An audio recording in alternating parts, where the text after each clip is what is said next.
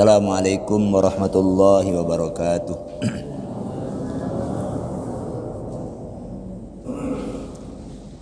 Bismillahirrahmanirrahim. Alhamdulillahil malikil haqqil mubin, malikis samawati wal ardi wasairil makhluqin, alladzi arsala ayatihi ibratan lil mu'tabirin wa adhara syai'an min qudratihi hidayatan lil muhtadin. Asyhadu an la ilaha illallah wahdahu la syarika lah, ilahul awwalin wal akhirin, wa asyhadu anna Muhammadan abduhu wa rasuluh al-mab'uts rahmatan lil alamin. Sallallahu alaihi wasallam wa ashabi wat tabi'in wat tabi'in lahum ihsan ila yaumiddin. Qala Allah Ta'ala walitukmilul iddata walitukabbirullaha ala ma hadakum wa la'allakum tashkurun. Amma ba'du, subhanaka la ilma lana illa ma 'allamtana innaka antal alimul hakim. Allahumma adinal haqqa haqqa warzuqna husna ittiba'i wa adinal batila batila warzuqna husna ijtinabih. Mantap.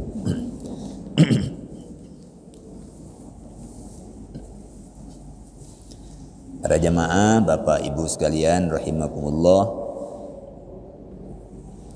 Alhamdulillahirabbil alamin. Kita senantiasa bersyukur kepada Allah.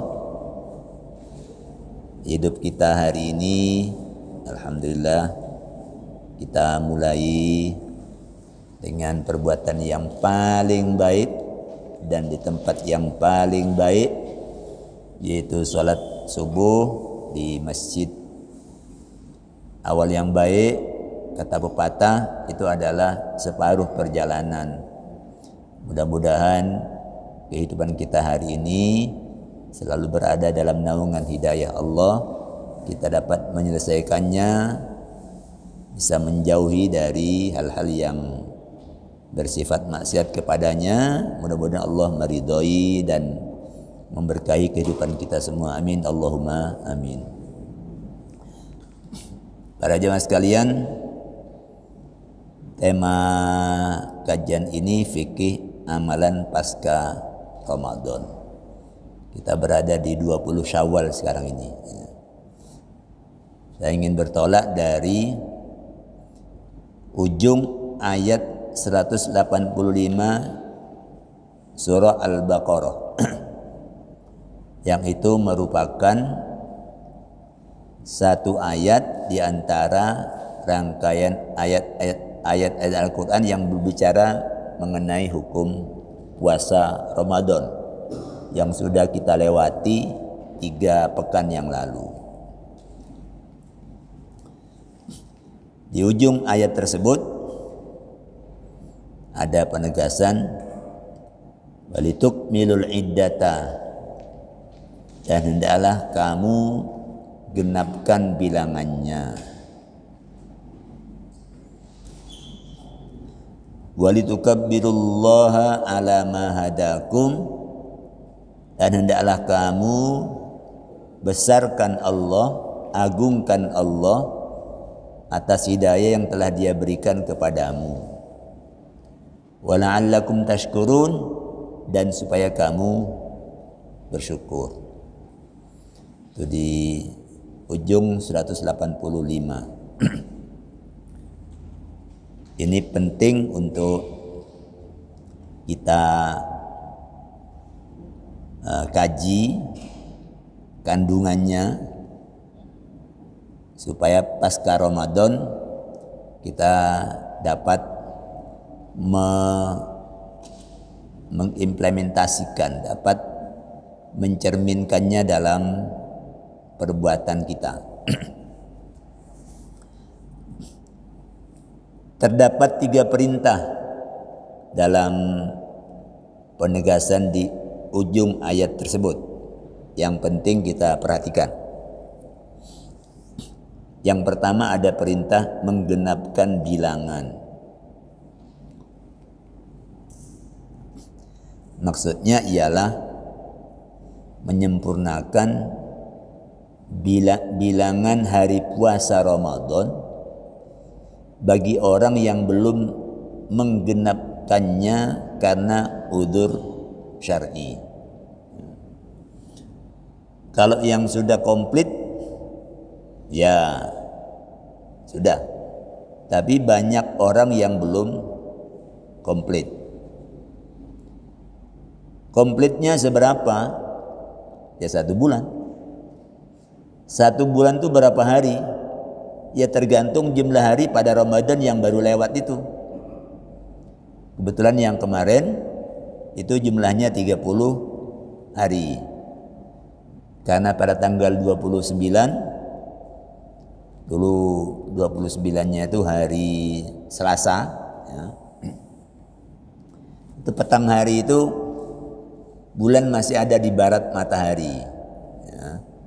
Hingga ketika matahari mau terbenam, bulannya sudah terbenam duluan. Jadi kalau bulan sudah terbenam duluan, maka ru'yatul hilal tidak akan menemukan hilal.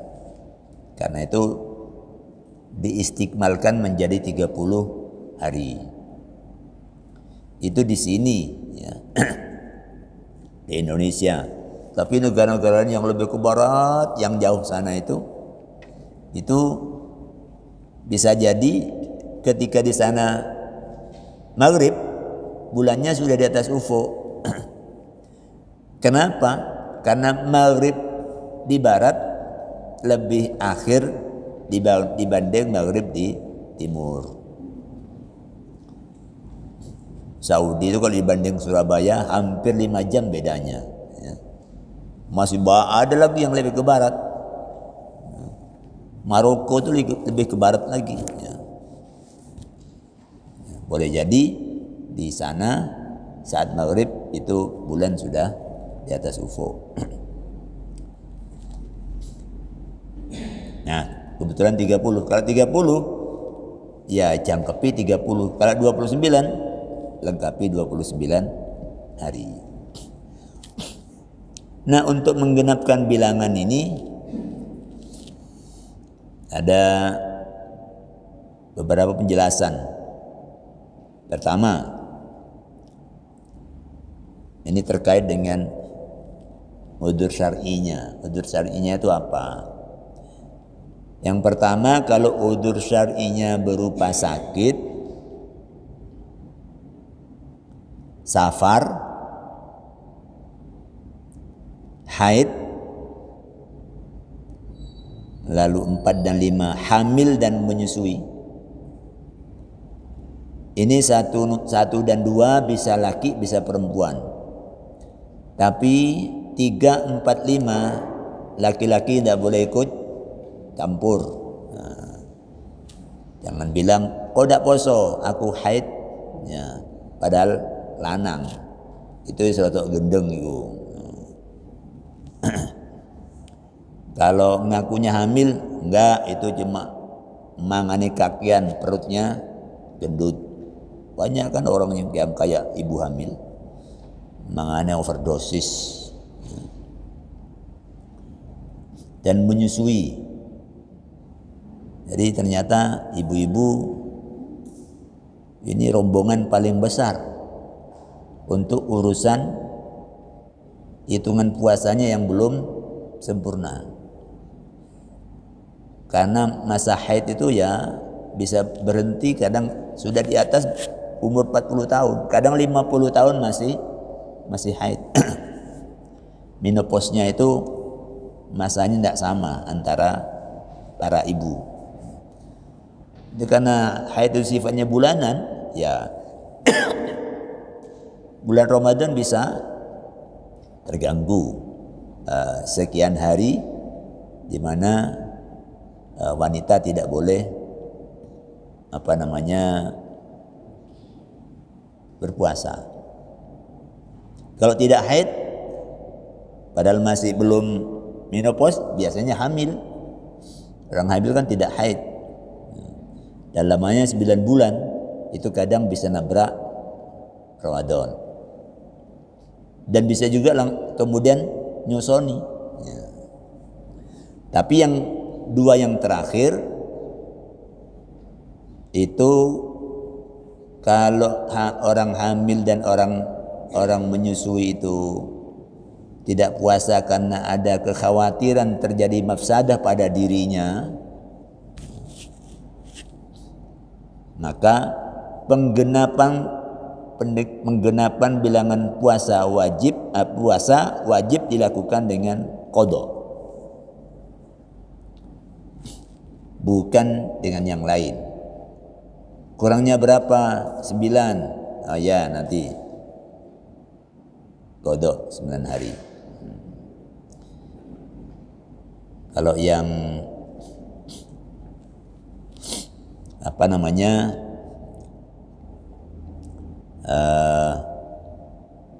safar dan sakit itu dalam Al-Baqarah 184 dinyatakan faman kana minkum maridun aw ala safarin fa iddatun min ayyamin ukhar. Barang siapa di antara kalian sakit atau sedang dalam perjalanan maka hendaklah dia ganti sebanyak hari yang dia tinggalkan puasanya pada hari yang lain.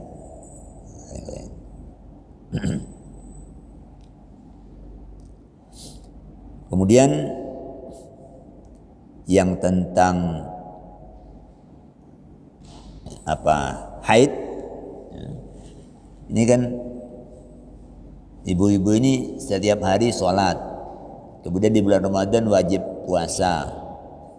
Ini kalau haid sholat prei, puasa sholat prei, tapi yang sholat kok tidak wajib qada, sedangkan yang Ramadan kok wajib qada.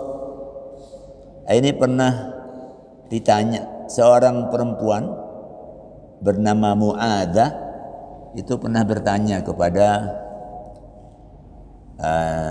Sayyidah Aisyah, istri Kanjeng Rasul, putri dari sahabat Abu Bakar As-Siddiq. Dia bertanya, kenapa itu orang haid itu kok mengqadha puasa dan tidak mengqadha salat. Lalu Siti Aisyah ini setelah Nabi wafat ya, itu nanya sama perempuan ini, aharuriyatun anti, apakah kamu ini orang Khawarij? Ya. Jadi orang Khawarij ini sering nanya-nanya urusan-urusan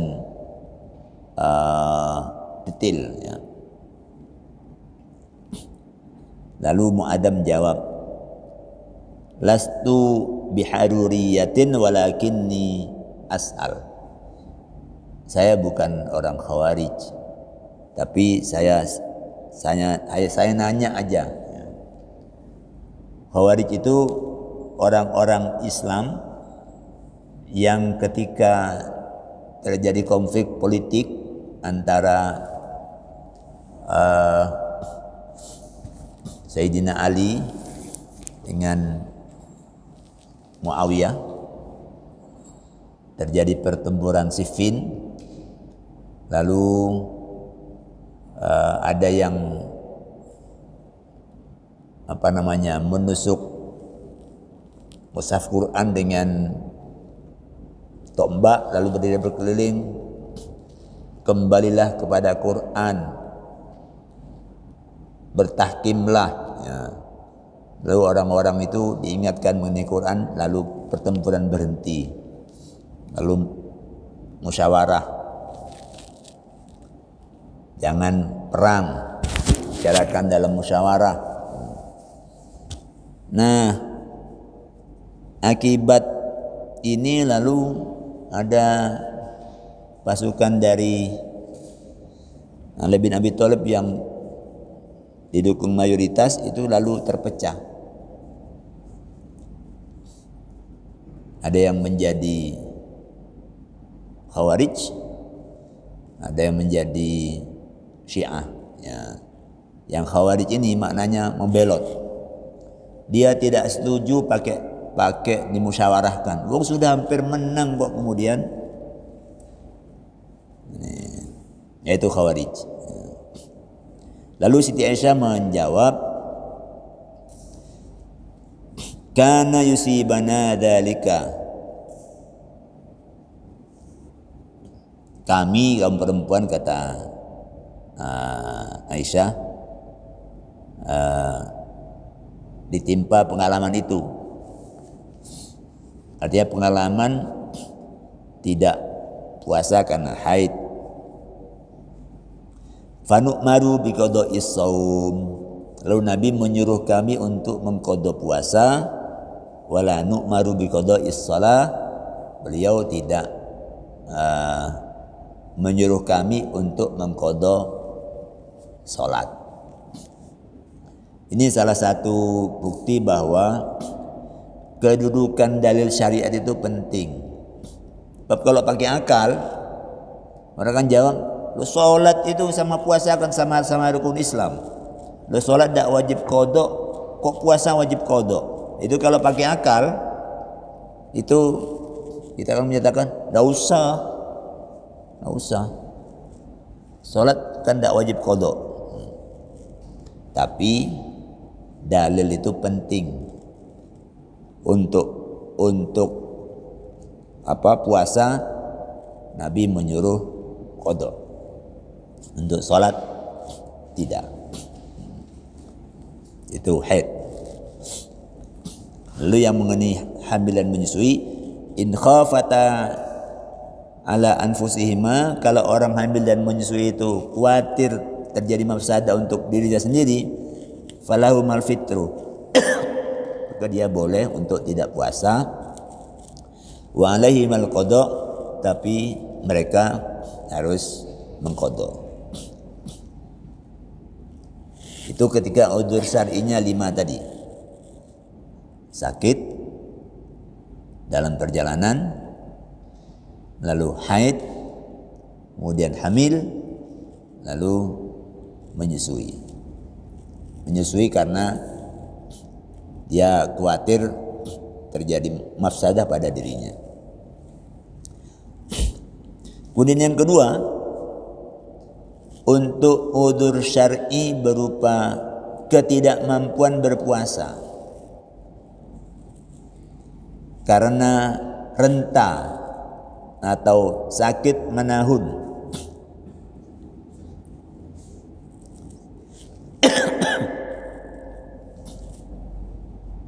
Renta itu sangat tua. Orang kita menyebutnya tua bangka.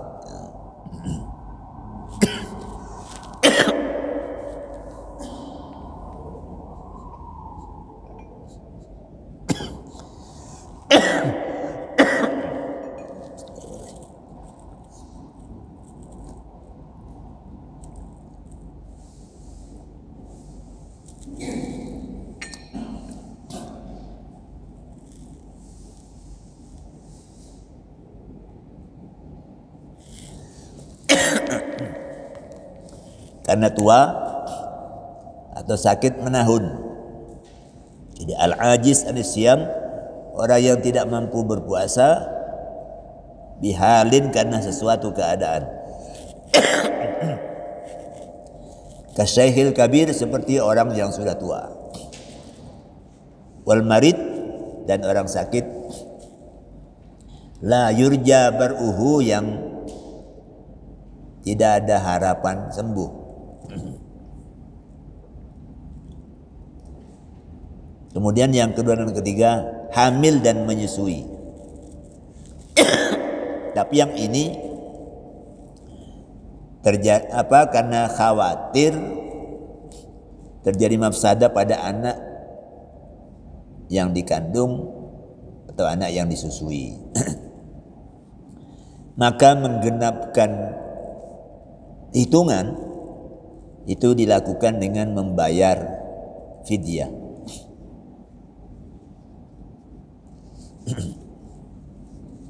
Ini kan boleh jadi ada orang hamil itu sudah puasa, tapi begitu dapat seminggu kok rasanya biasa anak ini suka aktif tendang-tendang kok sekarang kok malah menengai. Iki cocok. Nah, lalu dia berikutnya terus tidak puasa. Nah, menggenapkannya itu kalau itu karena khawatir pada anaknya, maka itu dilakukan dengan membayar fidyah. Dia sendiri no problem, tapi kok anaknya kok lalu kayak lemah, ya. Khawatir nanti terjadi sesuatu mengenai anaknya lalu dia berikutnya tidak puasa. Nah, yang ini bayar fidyah.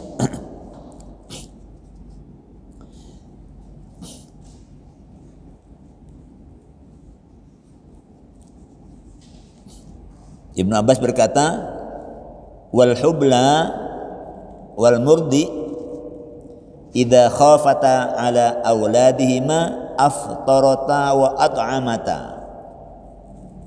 Ibnu Abbas, perempuan hamil, perempuan menyusui, idza khafata, kalau mereka khawatir, takut, ala auladihima, khawatir, takut berkenaan dengan anak mereka, aftarata, maka mereka boleh tidak berpuasa, wa'at amata, tapi mereka memberikan makanan.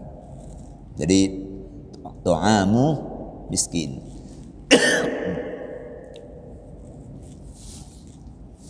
Menurut jumhur ulama, fidyah itu muddun min ta'amin min ghalibi qutil balad, makanan yang menjadi makanan pokok di negeri yang bersangkutan. An kulli yaumin minal ayyam, setiap satu hari muddun, satu mud. Ini mayoritas ulama seperti itu. Nah, satu mud itu yang ukurannya sekarang itu, kalau ukuran gambaran alaminya satu mud itu kan satu gini, sakjauhan 2 tangan, ya, sakjauhan 2 tangan. Tapi ukurannya sekarang itu bermacam-macam, ya. Ada yang satu mud itu 6 ons, ada yang ngitungnya 1 kilo, dan seterusnya, macam-macam. Tapi sesungguhnya ukuran alaminya segini. Cuma kalau beras, memang beras itu nggak bisa banyak. Tapi kalau kurma dicawuk begini, nah, tumpuannya banyak. Beda dengan beras. Kalau beras jatuh. Kalau beras itu ya saya sudah ngulang-ngulangi sampai diful-fulkan, tambahi itu. Hanya 2/4 ons satu mud itu. Artinya kalau satu sok itu satu zakat fitrahan, kalau pakai tangan saya dan beras itu tidak sampai 1 kilo, ya. Ya, setidaknya yang kita bayar 2,5 kilo atau 3 kilo itu sudah tatawwa khairan, kita sudah menambahi kebaikan. Tapi kalau menurut ulama Hanafiyah yang di sini tidak banyak pengikutnya, itu bukan 1 mud, tapi nisfu sa'in, separuh sok. Separuh sok itu sama dengan 2 mud. 2 mud ukuran ulama Hanafiyah itu kilonya itu 1,9 kilo. Jadi per mudnya itu berapa? Hampir 1 kilo. 1 mudnya. Berarti kalau 2 mud 1,9 kilo. Dan bukan makanan pokok negeri, tapi bur. Bur itu gandum merah, ya, gandum merah.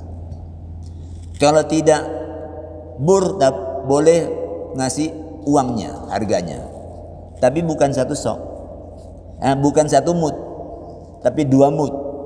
2 mudnya ulama Hanafiyah, karena ulama Hanafiyah ini Irak itu jauh dari Mekah, maka yang dipakai itu ukuran setempat.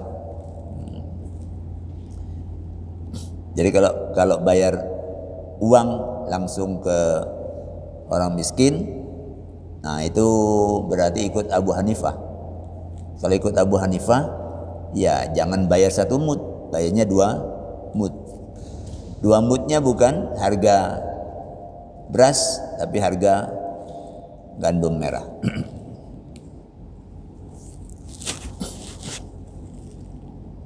Itu kedua. Yang ketiga,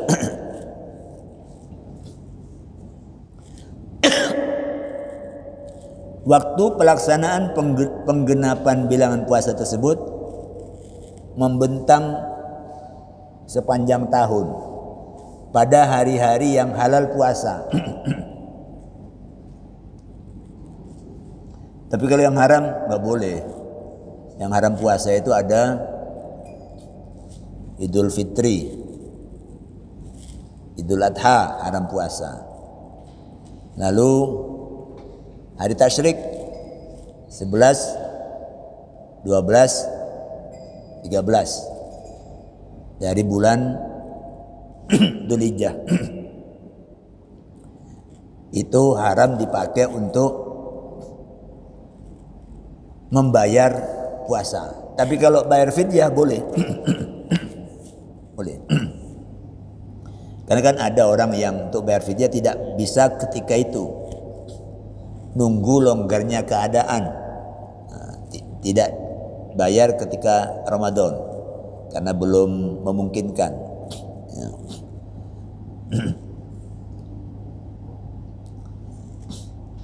Prinsipnya itu. Tapi karena di ujung ayat itu ada perintah walitukmilul iddata, maka di situ ada isyarat dahulukan ini, menyempurnakan Ramadan ini dahulukan, jangan diremehkan. Karena banyak orang yang begitu masuk wilayah halal, ketika Ramadan kan bareng-bareng enak, semangat. Begitu mulai masuk Idul Fitri, nah kendu, akhirnya ditunda. Jadi walitukmilul iddata ini mengisyaratkan prioritaskan itu. Jadi bahkan menurut ulama mazhab Syafi'i, orang yang punya tanggungan qada puasa Ramadan makruh berpuasa sunnah. Kita kan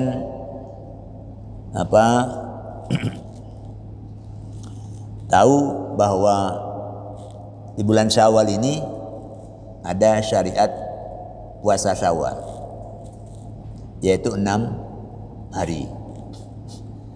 Kalau di tempat kita di Nusantara itu ada tradisi puasa Syawal itu nyambung. Begitu Idul Fitri hari ini, besoknya mulai puasa Syawal 6 hari. Sehingga di Nusantara ada 2 hari raya. Ya, hari raya yang Syawal, Idul Fitri, terus ada hari raya Kupat. Ya, Kupatan itu sesungguhnya hari rayanya setelah puasa 6 hari. Ya. Mungkin tradisi ini tidak ada di tempat lain. Ya. Lain. Nah, tapi untuk orang yang punya punya tanggungan Ramadan, dahulukan nyaurnya, ya, karena yang itu wajib, sedangkan yang ini sunnah. Nabi hanya menyatakan man shoma Ramadan, barang siapa yang puasa Ramadan wa atba'ahu bi sittin min Syawal, kemudian dia ikuti dengan 6 hari di bulan Syawal, kana kasaumid dahr, maka puasanya itu sama dengan puasa 1 tahun. Nah, 6 hari kan tidak ditentukan, pokoknya 6 hari dari bulan Syawal. Boleh dikerjakan di awal, boleh di tengah, boleh di akhir. Yang belum ini masih ada waktu 6 hari, boleh di akhir. Boleh urut, boleh dipencar-pencar. Misalnya setiap minggu diambil 2, 3 minggu selesai. Ya tidak apa-apa, tidak ada ketentuannya, ya. Boleh, tapi dahulukan nyaur yang wajib. Kalau kaitannya dengan fidyah, dahulukan bayar fidyah ketimbang sedekah sunat, karena itu wajib, ya. Kita kan tidak tahu akhir waktu kita kapan. Itu sunnah, artinya yundabu ta'jilul qada, dianjurkan untuk mendahulukan qada. Ibra'an lidzimmah, supaya lepas dari tanggungan. Wa masaratan ila isqatil wajib, dan bersegera untuk menggugurkan yang wajib. Jadi kalau yang wajib belum dikerjakan, lalu mengerjakan yang sunnah, itu kan masih ada tanggungan, ya.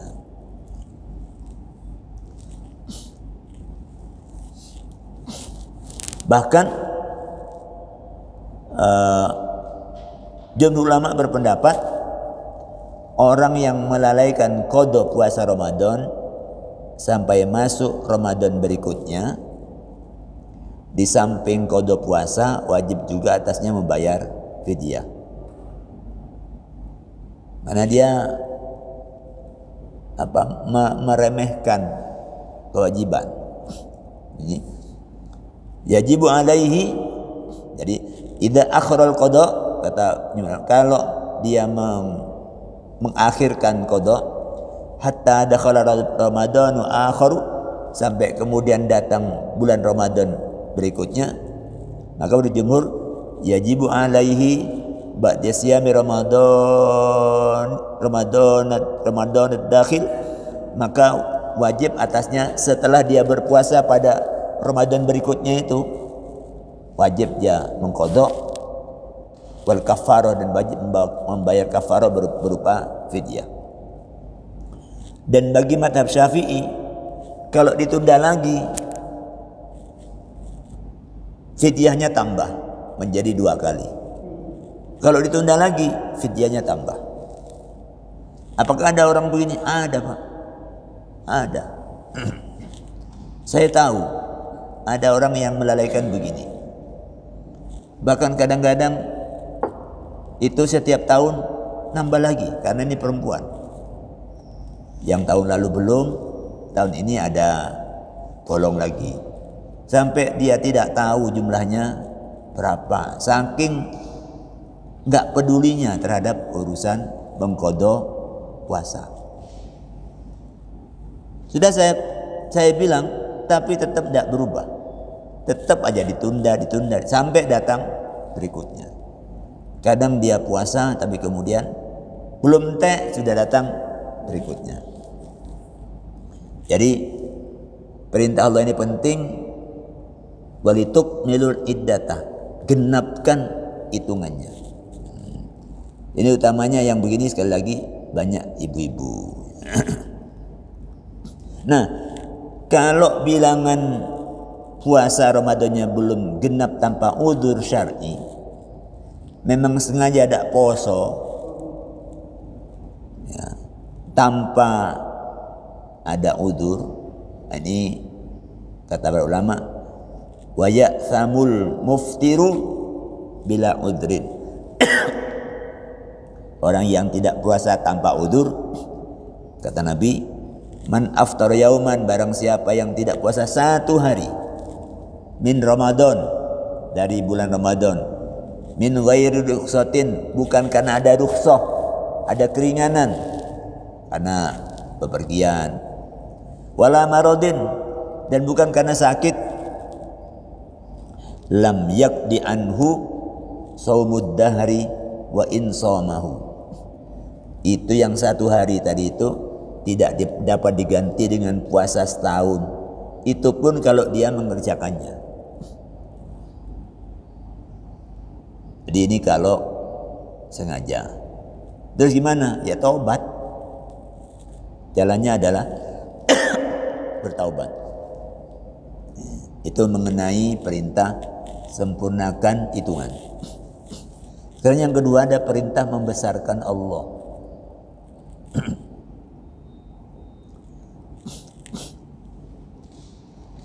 Allah menyebut besarkan Allah atas hidayah yang telah diberikan kepadamu.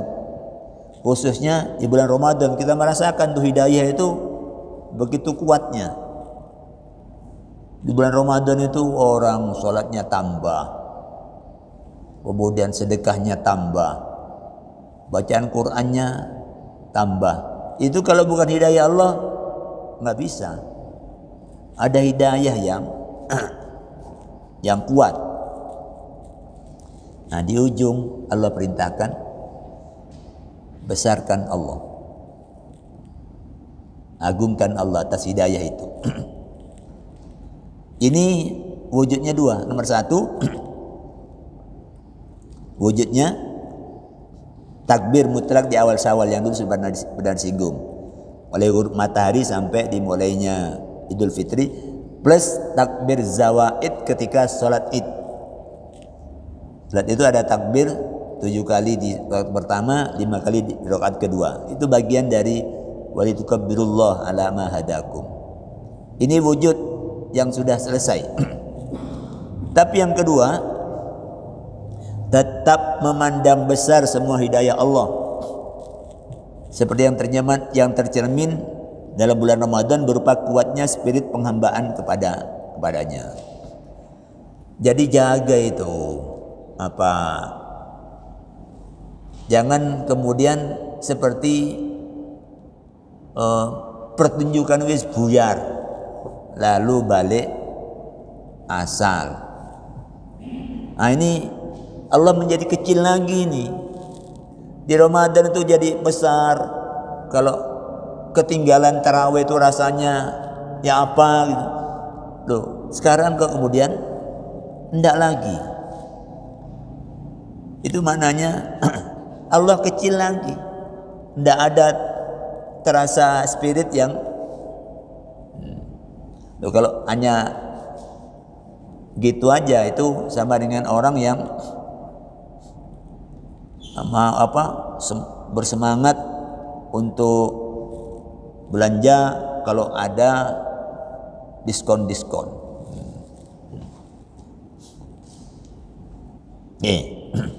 Jadi besarkan Allah. Ini spirit untuk menghamba kepada Allah itu jaga. Seperti halnya ketika di bulan Ramadan. Lalu perintah yang ketiga, menguatkan syukur. Wala'allakum tashkurun.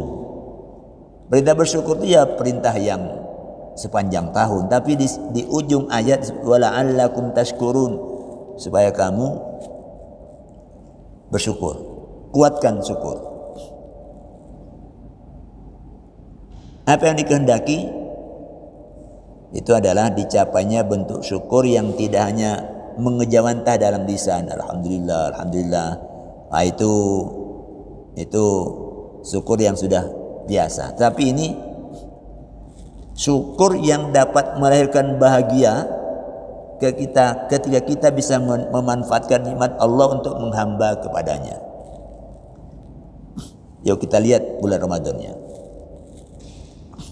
Di bulan Ramadan kita menyambut momen iftar, itu momen buka puasa, dan momen Idul Fitri itu buka dari bulan Ramadan. Jadi berbuka dari hari puasa setiap hari. Kemudian yang kedua itu namanya iftar. Kemudian berbuka dari bulan Ramadan itu namanya Idul Fitri. Dua-duanya menyebut al-fitru. Al-fitri itu makan pertama kali setelah kita tidak makan. Itu namanya al-fitru. Nanti Bapak Ibu sarapan itu namanya futur. Jadi dari subuh nak makan, terus makan itu namanya iftar, berbuka. 1 bulan siang hari tidak makan, terus masuk ke hari itu boleh makan, itu namanya Idul Fitri, hari raya makan. Ya. Itu kan kita sambut dengan bahagia.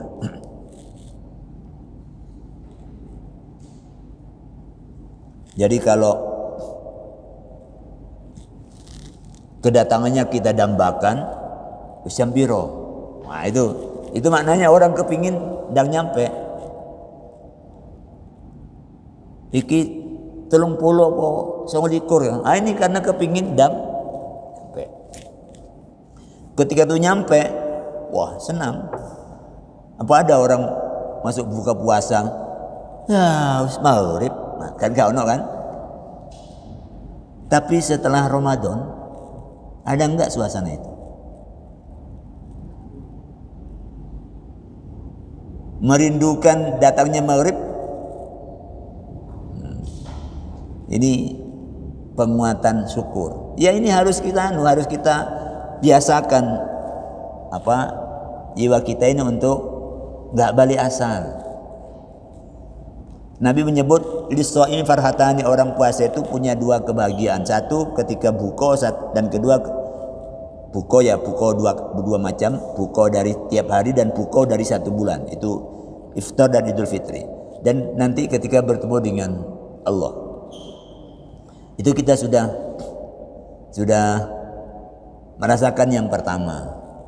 Nah sekarang itu biasakan setiap kita bisa menggunakan nikmat Allah itu untuk penghambaan kepadanya, berbahagialah. Kalau sudah alhamdulillah sudah bisa menggunakan umur waktu untuk sholat. Alhamdulillah saya sudah bisa membantu. Pokoknya selalu itu dihadirkan kebahagiaan. Itu wala'allakum tashkurun, yang nyambung dengan suasana di bulan puasa. Ya kalau ini kendor, ya nanti itu kalau dulunya begitu adzan, wah jamaah di Ramadan. Begitu Ramadan selesai, kayaknya spiritnya balik asal. Jadi ini penting kita menghadiri pengajian begini ini